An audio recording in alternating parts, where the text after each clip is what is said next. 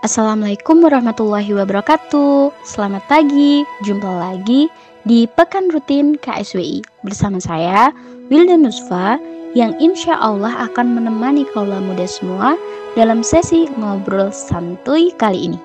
Tentunya sesuai dengan sudut pandang Islam ya kawan. Nah, untuk kaula muda yang belum bergabung, yuk segera bergabung dalam majelis ilmu ini. Dan yang sudah bergabung, don't go anywhere yuk. Oke, kita sekarang akan membahas mengenai tema kebaikan membutuhkan kebenaran. Wow, gimana tuh maksudnya? Untuk mendapatkan surga, pasti kita kaum muslim berupaya untuk melakukan kebaikan sebanyak mungkin ya kawan, demi mencapai ridho Allah. Tapi kebaikan yang seperti apa yang bisa mendatangkan ridho Allah nih? Yaitu kebaikan yang benar menurut Allah. Nah, ngomong-ngomong kebenaran nih, pernah denger nggak sama jargon-jargon yang seperti ini kawan? Semua agama benar. Tidak perlu ada klaim kebenaran. Jangan terlalu fanatik dalam beragama. Fanatisme mengancam persatuan. Toleransi beragama harus dijunjung tinggi. Pasti sering denger ya. Hal ini sama dengan beberapa waktu yang lalu. Ada yang hot news nih kawan, yaitu seorang legend TNI Dudung Abdurrahman melontarkan suatu pernyataan kontroversial loh. Kata dia, jangan terlalu fanatik dalam beragama. Semua agama benar di mata Tuhan. Dikutip dari pikiranrakyat.com 15 September 2021. Bahwasannya dikutip dari beberapa waktu sebelumnya juga, Menteri Agama Kemenak Yakut Koilil Khomas meminta agar doa semua agama dibacakan di acara Kementerian Agama. Dilansir dari CNN Indonesia Official 5 April 2021. Nah, sebenarnya hal ini merupakan pluralisme agama kawan tanpa kita sadari. Ngomong-ngomong soal pluralisme, sebenarnya apa sih pluralisme itu? Pluralisme beragama adalah mengakui bahwasannya semua agama adalah benar. Agama antara satu dan yang lainnya benar menurut Tuhan mereka. Wah, membuat kita sebagai muslim itu bingung ya. Apalagi kita sebagai umat Islam sudah mengetahui Quran Surat Ali Imran ayat 19. Nah, biar gak bingung, langsung aja kita lihat Quran Surat Ali Imran ayat 19. Sesungguhnya agama yang diridhoi di sisi Allah hanyalah Islam. Tidak berselisih orang-orang yang telah diberi Alkitab kecuali sesudah datang pengetahuan kepada mereka, karena kedengkian yang ada di antara mereka. Barang siapa yang kafir terhadap ayat-ayat Allah, maka sesungguhnya Allah sangat cepat hisapnya. Nah, anggapan mengakui bahwasanya semua agama adalah benar, itu berarti salah ya teman-teman. Bahwasanya menganggap semua agama adalah benar itu sama seperti menilai laki-laki yang sama saja di mata seorang wanita yang telah tersakiti ya. Nah, untuk itu kita lihat lagi dalam Quran Surat Al-Maidah ayat 3, di mana di sini dijelaskan bahwasanya diharamkan bagimu memakan bangkai, darah, daging babi, daging hewan yang disembelih atas nama selain Allah, yang tercekik, yang terpukul, yang jatuh, yang ditanduk, dan diterkam binatang buas, kecuali yang sempat kamu menyembelihnya, dan diharamkan bagi kamu yang disembelih untuk berhala. Dan diharamkan juga mengundi nasib dengan anak panah. Mengundi nasib dengan anak panah itu adalah kefasikan. Pada hari ini orang-orang kafir telah berputus asa untuk mengalahkan agamamu. Sebab itu janganlah kamu takut kepada mereka dan takutlah kepadaku. Pada hari ini telah kusempurnakan untuk kamu agamamu dan telah kucukupkan kepadamu nikmatku. dan telah kuridhoi Islam itu jadi agama bagimu. Maka barang siapa terpaksa karena kelaparan tanpa sengaja berbuat dosa, sesungguhnya Allah Maha Pengampun lagi Maha Penyayang. Nah, menganggap semua agama itu sama gitu ya, tentu bertentangan dengan Al-Quran ya kawan. Kesimpulannya, anggapan tersebut juga tentu nggak masuk akal gitu. Sebabnya jika semua agama itu benar, apa perlunya gitu Rasulullah Shallallahu Alaihi Wasallam itu bersusah payah bahkan dengan mempertaruhkan segalanya termasuk nyawa beliau dalam mendakwahkan Islam selama bertahun-tahun kepada para pemeluk agama lain. Apa pentingnya gitu ya beliau itu mengajak kaum Yahudi, Nasrani, dan kaum musyrik agar masuk Islam dan meninggalkan agama mereka.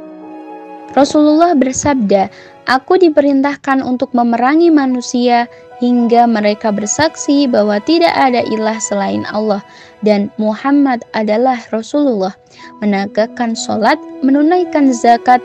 Jika mereka melakukan hal itu, maka darah dan harta mereka akan dilindungi kecuali dengan hak Islam dan perhitungan mereka ada pada Allah Ta'ala." Hadis riwayat Al-Bukhari dan Muslim. Nah, jadi tentu penting kita tahu ya bahwasannya hanya Islamlah agama yang benar. Tentu akan berbahaya bagi akidah umat Islam jika kaum muslim masih meyakini bahwasanya semua agama itu benar ya kawan. Karena Allah saja sudah menyempurnakan Islam sebagai agama yang paling benar. Jadi kita tahu bahwasanya untuk menggapai ridha Allah kita harus meyakini bahwa Islam itu adalah satu-satunya agama yang benar dan yang lain tidak. Namun kenyataannya ya di masyarakat itu kita seolah dituntut untuk melakukan pluralisme beragama.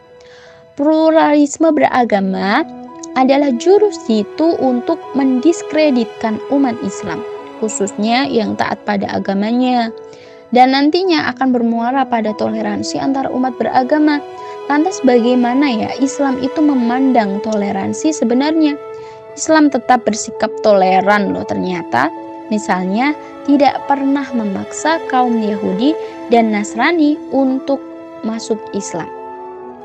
Dalam Quran surat Al-Baqarah ayat 256 dijelaskan tidak ada paksaan dalam menganut agama Islam. Sesungguhnya telah jelas perbedaan antara jalan yang benar dengan jalan yang sesat. Barang siapa yang ingkar kepada Tagut dan beriman kepada Allah, maka sungguh dia telah berpegang teguh pada tali yang sangat kuat yang tidak akan putus. Allah Maha mendengar dan Allah Maha mengetahui. Di dalam naungan negara Islam, pemeluk agama selain Islam, mereka itu juga diperlakukan setara dan juga adil sebagai warga negara. Tidak ada diskriminasi. Namun demikian, toleransi Islam terhadap pemeluk agama lain itu bukan berarti mengakui kebenaran agama mereka. Sebagaimana telah dijelaskan di atas, bahwasanya Islam itu tetap memandang agama-agama selain Islam adalah batil.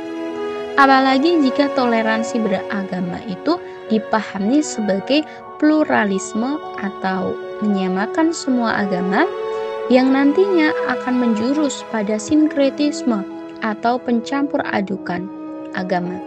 Dalam praktik beragama, jelas ini tercela. Sebagaimana Allah telah berfirman dalam Quran surat Al-Kafirun, "Lakum dinukum waliyadin." Untukmu agamamu dan untukkulah agamaku. Nah, secara keseluruhan dalam Quran surat Al-Kafirun ayat 6 ini dipahami bahwasanya Islam itu menolak adanya paham pluralisme atau sinkretisme dalam beragama. Berkaca pada sejarah peradaban Islam yang sudah 13 abad berdiri membuktikan besarnya toleransi umat Islam dengan agama lain. Saat orang yang beragama selain Islam itu diajak untuk memeluk Islam dan mereka itu tidak mau, maka kaum muslim itu tidak lantas memberangus keyakinan agama mereka kawan. dan memilih membiarkannya. Bahkan membiarkan mereka itu hidup di tengah-tengah kaum muslim tanpa rasa diskriminasi dan rasa takut. Sir Thomas Walker Arnold dalam bukunya The Preaching of Islam, A History of Propagandation of the Muslim Faith mengomentari besarnya penghargaan Islam terhadap prinsip toleransi. Bahkan menurutnya, kaum non-muslim itu menikmati toleransi yang begitu besar di bawah aturan penguasa muslim di era peradaban Islam kala itu. Bahkan ya, rakyat Eropa itu belum mengenal toleransi. Islam telah membuktikan sebagai agama yang toleran dan kaum muslim itu adalah pemeluk agama yang paling memahami toleransi. Jadi gak perlu tuh kita ikutan merayakan hari besar agama lain sebagai bentuk toleransi kita. Jikalau menginginkan umat itu rukun, damai, dan toleran tanpa adanya diskriminasi, kuncinya adalah dengan menerapkan Islam secara keseluruhan. Karena Rasulullah itu bersabda, Islam itu tinggi dan tidak ada yang lebih tinggi dari Islam. Hadis riwayat Ad-Darutni. Jadi kesimpulannya, semua agama itu sama dalam kebaikan, tapi tidak akan sama dalam kebenaran. Karena yang dibutuhkan bukan hanya yang baik, tapi yang benar. Untuk sampai ke surga, kita butuh yang benar, bukan? Jadi, kebaikan yang kita lakukan tidak akan sia-sia untuk menggapai jannahnya. Sekian ngobrol santuy pada kesempatan pagi ini, ya kawan. Sampai jumpa di pekan rutin KSWI selanjutnya. Dan jangan lupa untuk dengerin podcast KSWI ya. Remaja peduli memberi solusi. Wassalamualaikum warahmatullahi wabarakatuh.